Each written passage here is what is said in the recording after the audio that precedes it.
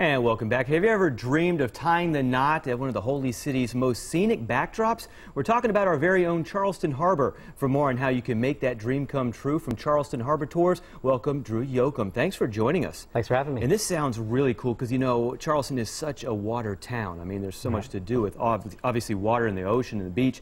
Now, why is it getting hitched on the harbor is such a unique thing to do?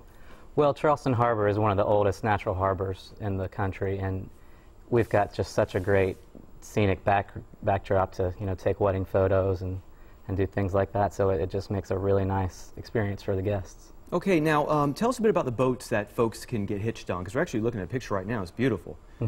We have two vessels. One is the Schooner Pride. It is a 3-mast tall ship for 49 passengers, and our other boat, the Carolina Belle, is a 250-passenger harbor tour vessel. So they're very, very different.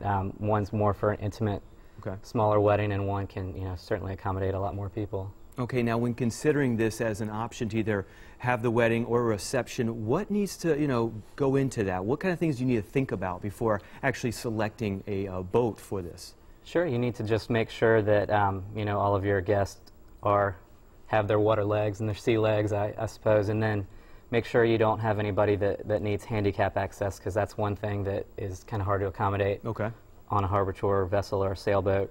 But other than that, you know, just make sure you want to be in the same venue for 3 hours with those people. Yeah, because there's probably different packages available. Tell us a little bit about that and the length of these. We do private dinner cruises. We can do rehearsal dinners, ceremonies, receptions, you know, sailing excursions. We also offer harbor tours and sailing trips, which make a nice thing to do for your guest if, you know, you're having your wedding at another venue. Yeah, no, this looks like a great option. What's the most popular choice? The private dinner cruise would be our most popular choice. We take care of the catering, you know, tables, linens, chairs, everything from, you know, bar to DJ. So that includes everything. Very nice. Now, what kind of lead time would a couple need to book one of these? Well, the sooner the better, I'd say, but probably at least 6 months in advance would be best. We can always, you know, try to work something out in a shorter time than that. But. And we were talking about the numbers a little bit at the top of the interview here, but what kind of numbers can we get on these boats?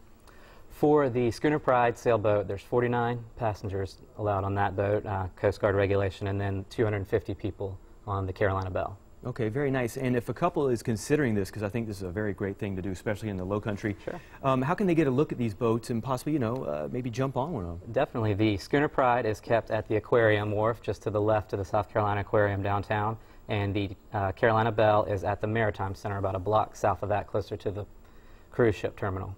Very nice. And is there a website that would have some more information on this? There are actually two, schoonerpride.com and charlestonharbortours.com.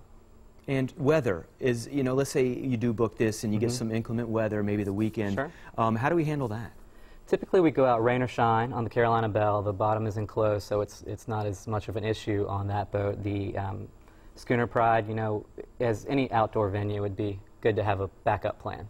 Okay, well, it looks like a great thing to do, so definitely if you're considering that, go take a look at it down at the Maritime Center. Maybe this weekend be a great weekend with the race weekend in town. If not, there you go. Call Drew and he'll tell you all about it.